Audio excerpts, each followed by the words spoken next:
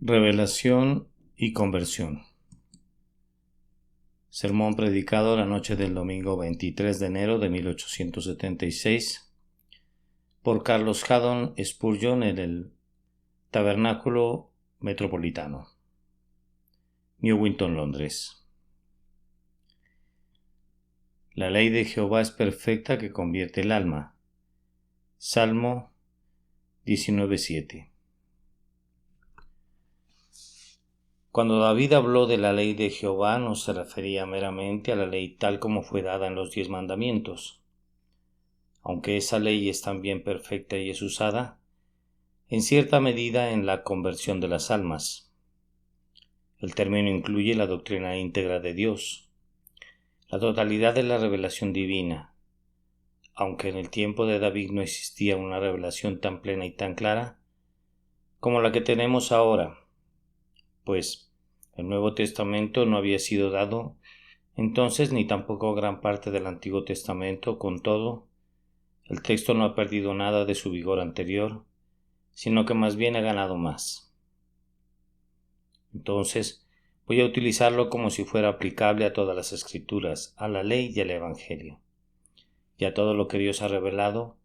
Y hablando de la ley en ese sentido, puedo decir verdaderamente que es perfecta y que convierte el alma. Un árbol es conocido por sus frutos, y un libro debe ser probado por sus efectos. Hay algunos libros que dan su fruto para el verdugo y el calabozo, y esos libros son difundidos muy ampliamente hoy en día. A menudo son embellecidos con grabados y son puestos en manos de muchachos y muchachas, y una cosecha de criminales es constantemente el resultado de su publicación y de su circulación. Se han escrito libros que han propagado el contagio moral a lo largo de los siglos. No necesito mencionarlos, pero si fuese posible juntarlos a todos ellos en un solo montón y quemarlos, así como los efesios quemaron sus libros de magia, sería una de las mayores bendiciones concebibles. Con todo, si se hiciera eso, me temo que otros cerebros perversos se pondrían a trabajar para elucubrar blasfemias similares, y se encontrarían otras manos que difundieran esas viles producciones. La palabra de Dios debe ser probada, como otros libros, por el efecto que produce. Y yo voy a hablar sobre uno de sus efectos, del que muchos de los aquí presentes podemos dar un testimonio personal. El antiguo proverbio reza: habla con fundamentos, y yo voy a hablar de la Biblia según la he descubierto, y voy a elogiar al puente que me ha permitido atravesar cada dificultad hasta ahora, y que también ha permitido que lo hagan muchos de ustedes. Nosotros sabemos que la ley del Señor es buena, porque convierte el alma, y para nuestra mente la mejor prueba de su pureza y poder es que ha convertido a nuestra alma. Mi primer objetivo será mostrar cómo la palabra de Dios convierte el alma. Luego será mostrar la excelencia de la obra de conversión. Y por tanto, en tercer lugar, la excelencia de ese libro que produce conversión. Primero entonces he de mostrar cómo la palabra de Dios convierte el alma. El hombre tiene puesta su mirada lejos de su Hacedor. Desde el fatal día en que nuestros primeros padres quebrantaron la ley de Dios, todos nosotros hemos sido culpables del mismo grave crimen. Somos seres que le dan la espalda a la luz y vamos cuesta abajo en el camino que conduce a la destrucción. Lo que necesitamos es que se nos haga girar en sentido contrario, pues ese es el significado de la palabra conversión: dar la media vuelta. Necesitamos oír la orden media vuelta a la derecha y marchar en la dirección opuesta al sentido que antes llevábamos. Nuestro texto dice ciertamente que la palabra de Dios nos hace volvernos en la dirección contraria. No quiere decir que la palabra sola haga eso, aparte del Espíritu de Dios, porque un hombre puede leer la Biblia de principio a fin 50 veces, y durante 50 años puede oír sermones que han procedido de la Biblia, y con todo nunca lo harán arrepentirse a menos que el Espíritu de Dios haga uso de la palabra de Dios, o de los sermones del predicador. Pero cuando el Espíritu de Dios va con la palabra, entonces la palabra se convierte en el instrumento de la conversión de las almas de los hombres. Es así como es llevada a cabo la obra de la conversión. Primero es por las escrituras de la verdad que los hombres son conducidos a ver que están en el error. Hay millones y millones de hombres en el mundo que van por el camino errado, y sin embargo ellos no lo saben, y hay decenas de miles que creen que incluso sirven a Dios, cuando más bien se están oponiendo completamente a Él. Hay algunos que hasta donde está en su poder aún matan a Cristo, pero no saben lo que hacen. Una de las súplicas que nuestro Salvador elevó en la cruz fue: Padre, perdónalos porque no saben lo que hacen. Refiriéndome a mi propio caso, sé que durante años yo no estaba consciente de haber cometido ningún pecado grave. Por la gracia restrictiva de Dios, yo había sido guardado de inmoralidades externas y de transgresiones escandalosas, y por tanto pensaba que andaba muy bien. ¿Acaso no oraba? ¿Acaso no asistía a un lugar de adoración? ¿Acaso no actuaba debidamente para con mis semejantes? ¿Acaso no tenía semejanza de un niño una tierna conciencia? Me parecía durante un tiempo que todo marchaba bien, y tal vez me esté dirigiendo a alguien más que diga bien. Si no estoy bien, me pregunto quién pudiera estarlo, y si me he equivocado, ¿cómo se estarían equivocando mis vecinos? Esa es a menudo nuestra manera de hablar. Mientras estemos ciegos, no podremos ver nuestras fallas, pero cuando el Espíritu de Dios viene a nosotros y nos revela la ley de Dios, entonces percibimos que hemos quebrantado la totalidad de los 10 mandamientos, en su espíritu, si no es que en su letra. Incluso el más casto de los hombres haría bien en temblar al recordar esa escrutadora palabra de Cristo: cualquiera que mira a una mujer para codiciarla ya adulteró con ella en su corazón. Cuando ustedes comprenden que los mandamientos de Dios no solo prohíben acciones indebidas, sino también los deseos y las imaginaciones y los pensamientos del corazón, y que por consiguiente un hombre puede cometer asesinato mientras está acostado en su cama, y puede robar a su vecino sin tocar un centavo de su dinero o sin tocar sus bienes, que puede blasfemar a Dios aunque no haya expresado nunca un juramento, y que puede quebrantar todos los mandamientos de la ley del primero al último antes de que se ponga sus ropas en la mañana. Cuando se ponen a examinar su vida bajo esa luz, verán que están en una condición muy diferente de la que consideraban que estaban.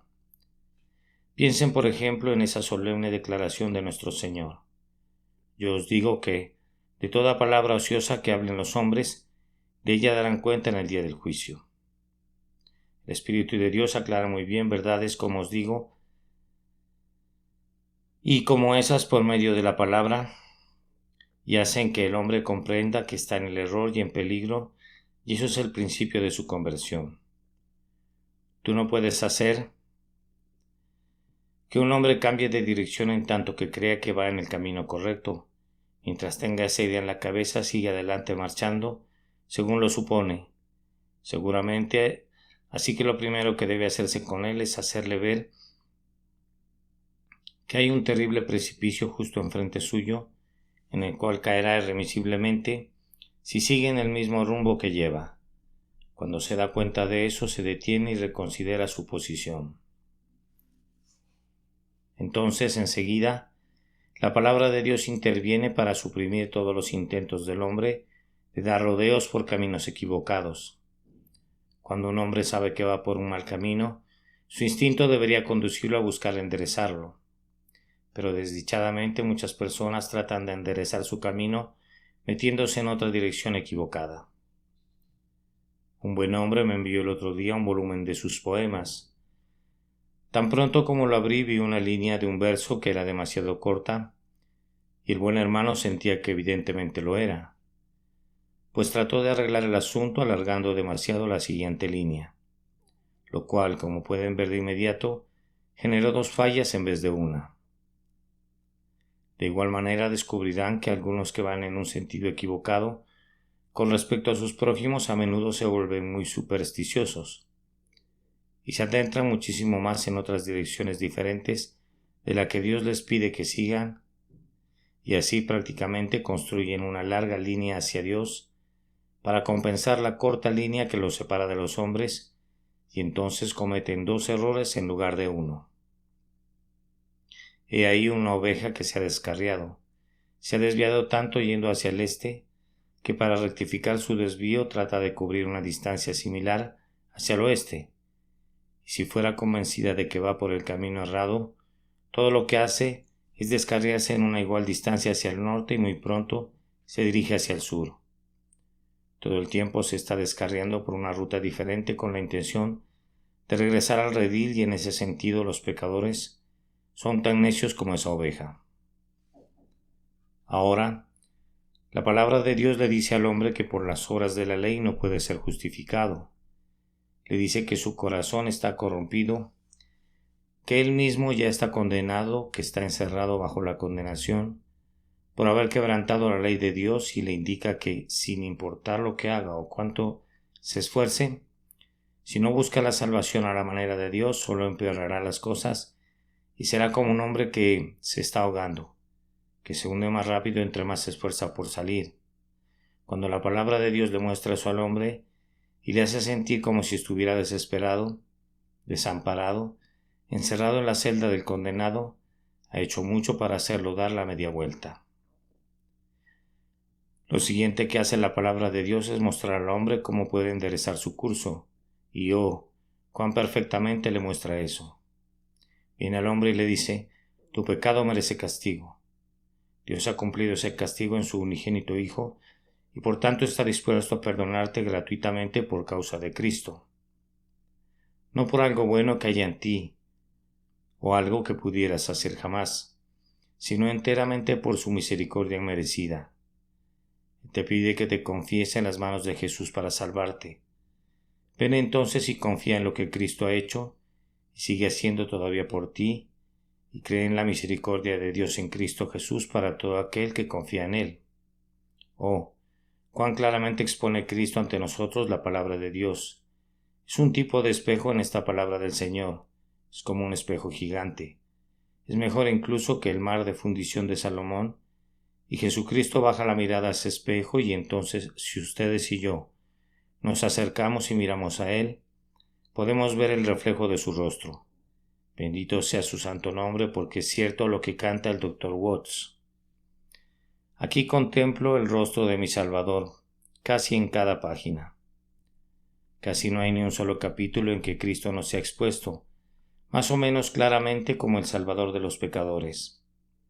Así que ustedes pueden ver que la palabra de Dios le muestra al hombre que anda mal, lo aparta de los caminos cerrados en los que él mismo procura enderezarse, y luego lo pone en el camino que lo rectifica, es decir, en el camino de la fe en Jesús. Pero la palabra del Señor hace algo más que eso. En el poder del Espíritu Santo le ayuda al hombre a creer, pues al principio está muy perplejo ante la idea de una salvación gratuita, es decir, de un perdón instantáneo, de la anulación de todos los pecados a cambio de nada, de un perdón otorgado gratuitamente a los peores y a los más viles seres, de un perdón otorgado de inmediato. El hombre dice: en verdad es demasiado bueno para ser cierto. Está lleno de asombro, pues los pensamientos de Dios están tan encima de él y tan fuera de su alcance como los cielos son más altos que la tierra. Entonces viene a él la palabra y le dice: venid luego, dice Jehová, y estemos a cuenta. Si vuestros pecados fueren como la grana, como la nieve serán emblanquecidos. Si fueran rojos como el carmesí, vendrán a ser como blanca lana. La palabra le dice también: todo pecado y blasfemia será perdonado a los hombres. La palabra dice: para siempre es su misericordia. Se deleita en misericordia. Yo deshice como una nube tus rebeliones y como niebla tus pecados. No necesito continuar repitiendo unos textos con los que espero que muchos de ustedes estén ampliamente familiarizados.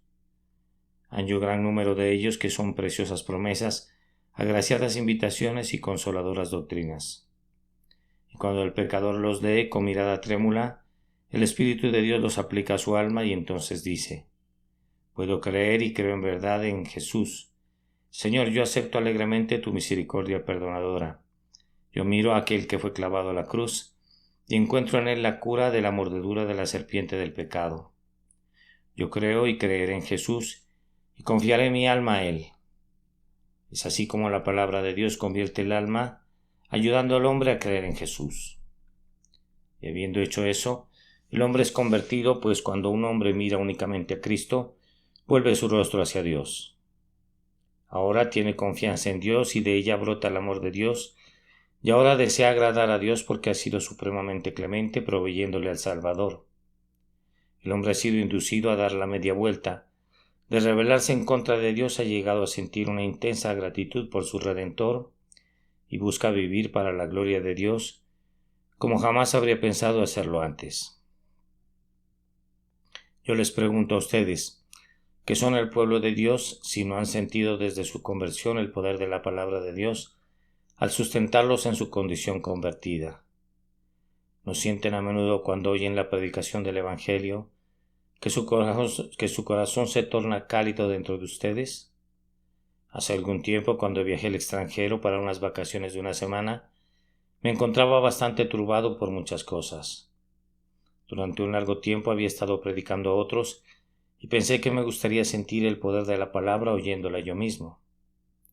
Acudí a una pequeña capilla en el campo y oí a un hermano laico, creo que debe de haber sido un ingeniero, predicar un sermón. No era un sermón grandioso, excepto que estaba lleno de Cristo, y conforme lo escuchaba mis lágrimas comenzaron a rodar.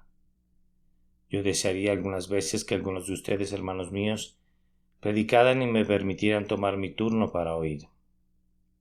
Bien, en aquella ocasión mi alma se derritió al oír el Evangelio proclamado tan sencillamente y pensé, después de todo en verdad siento su poder, siento en verdad su dulzura.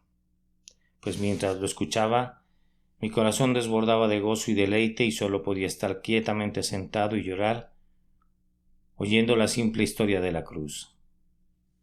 ¿Y no han descubierto ustedes, amados, que sucede así en su experiencia, al estar leyendo la palabra del Señor? Si alguna vez se vuelven insensibles a las cosas de Dios, no es la Biblia la que los ha vuelto así. Si su corazón se torna frío alguna vez, no son las promesas de Dios las que los han enfriado. Si alguna vez no pudieran cantar y no pudieran orar, no es el acto de escudriñar las Escrituras el que los ha conducido a esa condición, y si alguna vez tienen la desdicha de oír un sermón que petrifica su vida espiritual, estoy muy seguro de que ese sermón no está en armonía con la mente de Dios, ni es acorde con la enseñanza de la palabra de Dios. Pero cuando oyen que el Evangelio es predicado íntegra y fielmente, si su corazón es del todo capaz de sentir su poder, entonces los despierta y produce en ustedes emociones santas, amor a Dios, amor a sus semejantes, examen del corazón, profunda humillación, ardiente celo y todas las gracias cristianas en pleno ejercicio. La palabra de Dios es perfecta y su efecto es restaurar y revivir continuamente el alma del cristiano. Esta ha sido para mí una de las grandes evidencias de la verdad de la inspiración. Estando solo en la noche y mirando a lo alto a la bóveda estrellada del cielo, me he preguntado, ¿es realmente verdadero este Evangelio en el que he creído y que he predicado a otros durante tantos años? Estando absolutamente seguro de que hay un Dios, pues nadie sino un necio podría dudarlo, he dicho, bien, este Evangelio me ha conducido a amar a Dios. Yo sé que lo amo con todo mi corazón y con toda mi alma. Y cuántas veces ejerce su poder legítimo sobre mí, me induce a intentar agradarle. Siempre que estoy bajo la influencia me hace odiar toda maldad, toda mezquindad y toda falsedad. Ahora, sería algo muy extraño que una mentira condujera a un hombre a actuar de esa manera, así que tiene que ser verdadero. El efecto moral de la palabra de Dios en la propia naturaleza de uno cada día se convierte en ausencia de toda otra prueba. Aun si no tuviéramos ninguna otra, en la mejor y más segura evidencia para el hombre de que la ley de Jehová es perfecta, pues convierte el alma. Escuché una vez una encantadora historia sobre Robert Hall, el más poderoso de nuestros oradores bautistas y tal vez uno de los más grandes y elocuentes ministros que hayan vivido jamás. Él estaba sujeto a ataques de terrible depresión de ánimo, y una noche cuando se dirigía hacia un cierto lugar donde iba a predicar, tuvo que detenerse por causa de una fuerte nevada. Había tal cantidad de nieve que se vio obligado a pasar la noche en la casa de la granja donde había tenido que detenerse. Pero tendría que predicar, decía. Tenía listo su discurso y tendría que predicarlo. De tal forma que tuvieron que reunir a los sirvientes y a la gente de la granja, y el señor Hall predicó el sermón que tenía preparado. Un sermón demasiado maravilloso para ser predicado en la sala de la casa de una granja, y después que todas las personas se marcharon, se sentó junto a la chimenea con el buen hombre de la casa, un granjero sencillo, y el señor Hall le preguntó: «Ahora dígame, señor fulano de tal, ¿cuál piensa usted que sea una evidencia segura de que un hombre sea un hijo de Dios? A veces me temo de que no soy un hijo». «Oh», le respondió el granjero, «mi querido señor Hall, ¿cómo puede usted hablar así?» «Bien, ¿cuál piensa usted que es la mejor evidencia de que un hombre es realmente un hijo de Dios?» «Oh», replicó el granjero, «estoy seguro de que si un hombre ama a Dios, quiere decir que realmente lo es». Entonces dijo el granjero, continuando con la historia: «Deberían haberlo oído hablar», dijo. «Amar a Dios, amigo. Amar a Dios, aunque yo estuviera condenado, todavía lo amaría. Él es un ser tan bendito, tan santo, tan veraz, tan clemente, tan amable y tan justo». Prosiguió durante una hora alabando a Dios y las lágrimas rodaban por sus mejillas mientras seguía diciendo: «Amarlo. No podría evitar amarlo. Tengo que amarlo sin importar lo que me haga. Tengo que amarlo». Ahora bien, yo he sentido precisamente eso algunas veces y entonces me he dicho a mí mismo: ¿qué me hizo amar hacia el Señor? Pues bien, lo que he leído acerca de Él en este bendito libro y lo que creo que Él ha hecho por mí en la persona de su amado Hijo. Y eso que me conduce al estado de amarlo con todo mi ser, tiene que ser algo correcto y verdadero. La palabra de Dios es perfecta y convierte el alma. Entre más vivan y entre más la aprueben y la comprueben, confirmarán que así es. Cuando se descarrían es porque se apartan de la palabra de Dios, y en la medida en que sean conservados en el camino debido, es porque están sorbiendo la preciosa verdad concerniente a Jesús según es revelada en la Biblia. Este es el único libro perfecto en el mundo, y los hará también perfectos si quieren someterse a su agraciada influencia.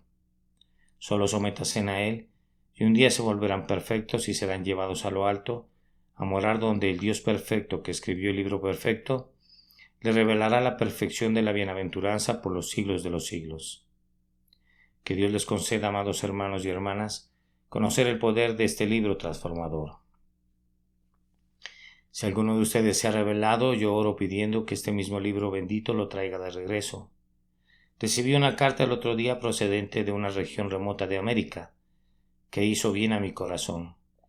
Era de un hombre que fue uno de mis primeros convertidos en la capilla de New Park Street. Había sido durante varios años un miembro de la iglesia, pero se enfrió y dejó de asistir a los medios de la gracia y por fin tuvo que ser excomulgado de la iglesia. Se marchó a América y allí, estando lejos, comenzó a examinarse y el Espíritu de Dios le hizo entender de corazón los viejos textos que solía escuchar. Me escribe que fue inducido a caer de rodillas y ahora está activamente involucrado en el servicio de Dios, esforzándose por traer a otros rebeldes y pecadores al Señor Jesucristo. Rebelde, la palabra de Dios es la que te ha de restaurar. Yo espero que lo haga en este preciso instante y que pronto vendrás a nosotros y dirás: «Recíbanme en la iglesia de nuevo, pues el Señor ha restaurado mi comunión con Él a través de su bendita palabra». Segundo, tengo que ser muy breve en la segunda parte de mi tema, que es la excelencia de esta obra de conversión. Ese es un tema ilimitado, pero debo contentarme con hacer referencia a unos cuantos puntos de esa excelencia. Cuando la palabra de Dios convierte a un hombre, le quita su desesperación, pero no le suprime su arrepentimiento. No piensa ahora que su pecado lo arrojará al infierno, pero no piensa por ello que su pecado es algo trivial. Odia al pecado tanto como si temiera que habría de destruirlo para siempre. Este es un grandioso tipo de conversión, que el hombre que había estado sumido en la desesperación por causa de su pecado se ha conducido a saber que su pecado es perdonado, y sin embargo, que no se ha conducido a trivializar ni a manosear al pecado. Por fe ve las heridas de Jesús y sabe cuánto se desangró Cristo para liberarlo de la servidumbre del pecado, y eso lo lleva a odiarlo para siempre. ¿No es esa acaso una excelente conversión? La verdadera conversión también le da al hombre el perdón, pero no lo hace presuntuoso. Su transgresión pasada le ha sido perdonada, pero no por eso dice iré y transgrediré de la misma manera de nuevo. Si el perdón es obtenido tan fácilmente, ¿por qué no habría de pecar? Ningún hombre verdaderamente convertido habló así jamás. O si algún pensamiento se le hubiera ocurrido, debe de haber dicho de inmediato, quítate de delante de mí, Satanás. Porque no pones la mira en las cosas de Dios, pues aquellas expresiones serían diabólicas. ¿Perseveraremos en el pecado para que la gracia abunde? En ninguna manera. Aunque el hombre es perdonado, odia el pecado, así como el niño que se ha quemado odia el fuego. Tiene miedo de que por algún paso inadvertido pudiera ofender al Señor, quien ha borrado el pasado. Además, la verdadera conversión le da al hombre un perfecto descanso, pero no detiene su progreso. Él sabe que la obra que le ha salvado es la obra consumada del Señor Jesucristo y que no tiene que agregar ni siquiera un hilo al manto de justicia que le ha sido entregado. Sin embargo, desea crecer en la gracia para volverse más y más santo, más semejante al Dios y Señor. A la vez que descansa perfectamente en Cristo, extiende las alas de su alma para poder volar más y más alto hacia su Dios y Señor. Además, la verdadera conversión le da seguridad al hombre, pero no le permite dejar de ser vigilante. Él sabe que está salvo y que no perecerá nunca, y que nadie lo puede arrebatar de las manos de Cristo. Pero siempre está vigilando contra cualquier enemigo, contra el mundo, la carne y el demonio. Uno de nuestros escritores de himnos expresa dulcemente esta doble verdad. No tenemos ningún miedo de que pudieras perder a ninguno de los que el eterno amor eligió. Pero nunca abusaríamos de esa gracia. No debemos caer, no debemos caer. La verdadera conversión también proporciona al hombre fortaleza y santidad, pero nunca le permite jactarse. Se gloría, pero se gloría únicamente en el Señor. Sabe que un gran cambio ha sido obrado en él, pero ve todavía tantas imperfecciones propias que se lamenta por ellas delante del Señor. No tiene tiempo de jactarse porque todo su tiempo ha sido absorbido en el arrepentimiento de sus pecados, en la fe en su Salvador y en buscar vivir para la alabanza y la gloria de Dios. La verdadera conversión, de igual manera, da una armonía a todos los deberes de la vida cristiana. Hace que un hombre ame más a su Dios y ame más a sus semejantes. No me merece una buena opinión esa religión que consiste en la así llamada profesión de religión, que hace que una joven mujer deje a su padre y a su madre y a toda su familia y vaya y se encierre en un convento, o se convierta en una hermana de la miseria de algún tipo o de otro. Si mi hijo, cuando dice que es convertido, dejara de amar a su padre, yo tendría serias dudas acerca de su conversión. Pienso que ha de ser una conversión obrada por el diablo, no por Dios, pero siempre que hay un verdadero amor a Dios, con seguridad ha de haber también amor a nuestros semejantes. El mismo Dios que escribió en una tabla ciertos mandamientos en relación a sí mismo, escribió en la otra tabla los mandamientos relacionados con nuestros semejantes. Amarás a Jehová tu Dios es ciertamente un mandamiento divino y lo mismo es el otro mandamiento.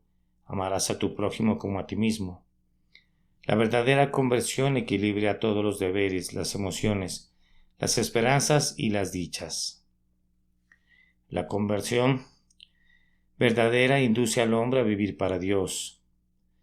Hace todo para la gloria de Dios, ya sea que coma o beba o haga cualquier otra cosa. La conversión verdadera induce al hombre a vivir delante de Dios. Solía tratar de imaginarse que Dios no lo veía, pero ahora desea vivir como delante de los ojos de Dios en todo momento, y le alegra estar allí. Alegre incluso de que Dios vea sus pecados para que los borre tan pronto como los contempla. Y ese hombre llega ahora a vivir con Dios, concede una bendita comunión con Él, habla con Él como un hombre habla con su amigo, y en breve morará con Dios a lo largo de toda la eternidad. En el palacio en lo alto, Esto debería convencerte de cuán excelente cosa es la conversión verdadera y real. Tercero, no tengo necesidad de decir mucho concerniente a la consiguiente excelencia de la palabra de Dios. La ley del Señor que cumple una tan excelente obra tiene que ser ella misma excelente. Por tanto, solo voy a hacer 1 o 2 breves comentarios y luego voy a concluir. La ley de Jehová es perfecta, que convierte el alma. De inmediato, desde el inicio de la conversión hasta el fin, siempre que queramos ver conversiones, y yo espero que sea siempre, lo mejor que podemos hacer es predicar la palabra. No hay nada mejor, no puede haber nada más, no ha de haber nada menos. No me sorprende que en algunas iglesias y capillas no haya conversiones, porque los sermones que son predicados allí no están adaptados para ese fin. Son como un libro del que hice una reseña el otro día, del cual dije que había posiblemente una sola persona en el mundo que lo entendía, y ese era el propio escritor del libro, y que si él no lo leía desde el principio a fin cada mañana, ciertamente no sabría al día siguiente qué era lo que había querido decir. De alguna manera semejante a esa, hay sermones que son tan enredados, desconcertantes, metafísicos, y ni sé qué otras cosas más, que no veo cómo pudiera ser convertida algún alma por su medio. La gente necesita tener un diccionario en el reclinatorio en vez de una Biblia. No necesitan buscar ninguna referencia bíblica. Antes bien, necesitan que alguien les explique el significado de las palabras difíciles que el predicador gusta tanto de usar. ¿Acaso no he leído sermones que estaban altamente pulidos y que me atrevo a decir fueron precedidos por una oración para que Dios convierta a las almas por medio de ellos? Pero era moralmente imposible que el Señor hiciera algo semejante, a menos que Él revirtiera todos sus métodos usuales de procedimiento, pues no había nada en el sermón que pudiera haber sido utilizado como un medio para la conversión de un alma. Pero, mi querido hermano, si tú predicas la palabra de Dios, si levantas al Cristo crucificado sobre el asta del Evangelio, no necesitas ser muy especial acerca del estilo de tu plática. No necesitas decir, necesito ser un orador de primera clase, tengo que ser un retórico entrenado. Yo creo que una buena cantidad de esas conferencias de primera clase son simplemente el medio de velar la cruz de Cristo, y esa fina plática acerca de Jesucristo es tal vez la última cosa que los pobres pecadores necesitan. Estábamos sentados en torno a una mesa de un hotel en Menton una noche durante la cena y yo quería hablarle a un amigo que estaba sentado justo frente a mí, pero alguien había puesto entre nosotros un bouquet de flores sumamente magnífico en un florero muy espléndido. Yo estaba agradecido de que esas flores florecieran en medio del invierno y me agradaba verlas y olerlas, pero al poco tiempo las hice a un lado porque estaban bloqueando mi vista del rostro de mi amigo. Así, yo admiro el lenguaje exquisito y nadie lo goza más que yo en su lugar apropiado. Incluso pienso que puedo manejarlo un poco si me propusiera intentarlo. Pero siempre que se interpone entre una pobre alma y Cristo, me gustaría decir, rompan ese florero en 1000 pedazos. Arrojen esas flores al fuego. No las necesitamos allí. Pues es preciso que el pobre pecador vea a Cristo. La palabra de Dios es la que convierte el alma, no nuestras preciosas figuras acerca de la palabra, no nuestra exquisita plática acerca de ella, sino la palabra misma. Entonces, queridos hermanos y queridos hermanos ministros, démosles la palabra. Si esa es una funda muy hermosa, pero si vas a pelear tienes que deshacerte de ella, y no hay nada como la hoja desnuda, la espada del Espíritu, la palabra de Dios para cortar y para tallar y para hacer tajos y matar en un sentido espiritual. Esa misma palabra, por la gracia todopoderosa de Dios, hará que los hombres vivan de nuevo. Así que tenemos que predicar la palabra si queremos ver conversiones. Hay otra cosa que siento que debo decirles. No debemos pensar que para tener conversiones es necesario dejar fuera alguna parte del Evangelio. Me temo que algunas personas piensan que si te paras y gritas crean, crean, crean, convertirán a cualquier número de personas, pero no es así. Tienes que decirles a tus oyentes lo que tienes que creer. Tienes que darles la palabra de Dios, las doctrinas del Evangelio, pues la gente de la que se dice que es convertida sin ser instruida por medio de las Escrituras, muy pronto necesitará ser convertida de nuevo. Tienen que haber balas y proyectiles en nuestras almas. En nuestras armas sí ha de haber una ejecución real. Levantar un montón de pólvora y hacer un gran ruido podría sonar muy bien por un tiempo, pero no sirve de nada al final. Justo el mismo Evangelio adaptado en cuanto a su tono y método, pero el mismo Evangelio que predico en este lugar, y yo lo predicaría en una cocina de ladrones, o los más pobres de los pobres y a los más iletrados de la humanidad. Es el Evangelio, y solo el Evangelio el que convierte el alma. Ahora, queridos amigos, ustedes que no son convertidos, mi palabra para concluir está dirigida a ustedes. Si realmente desean fortaleza, vida y salvación, las obtendrán oyendo la palabra de Dios o leyendo este precioso libro. La fe es por el oír y el oír por la palabra de Dios. La puerta del ojo no es usualmente el camino por el cual Emmanuel cabalga a la ciudad de alma humana. Alzar la hostia, las preciosas decoraciones de la casulla del sacerdote, el crucifijo, el Vía Crucis y todas las ridículas ceremonias de Roma no salvarán a nadie.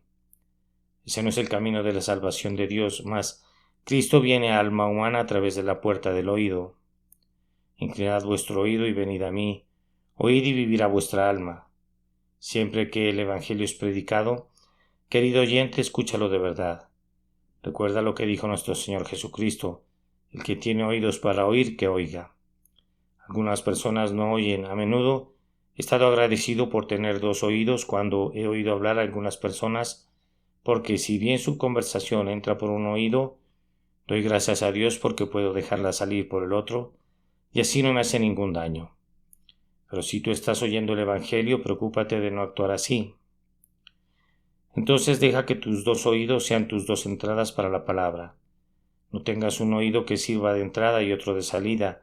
Antes bien, la palabra de Cristo mora en abundancia en vosotros, enseñándoos y exhortándoos unos a otros en toda sabiduría. Deja que entre por tus 2 oídos y que permanezca en tu memoria hasta que llegue a tu corazón. Yo no creo que alguien sea un sincero y atento oyente, ni que anhele oír para provecho de su alma sin que oiga de esa manera cuando el Evangelio le es predicado. Tal como ya se los he dicho, la promesa es: oíd y vivirá vuestra alma. Y si tú vienes con una mente dispuesta a juzgar y a sopesar y luego a creer la palabra, en el instante en que la crees eres salvo. Esa palabra de Dios que te induce a creer ya te ha convertido. Entonces da un paso al frente y confiesa lo que Dios ha hecho por ti y prosigue tu camino regocijándote. Que Dios bendiga a cada uno de ustedes sin una sola excepción. Por su nombre, amén. Revelación y conversión. Sermón predicado la noche del domingo 23 de enero de 1876 por Carlos Haddon Spurgeon en el Tabernáculo Metropolitano, Newington, Londres, y publicado el jueves 11 de febrero de 1904. La ley de Jehová es perfecta que convierte el alma. Salmo 19, 7.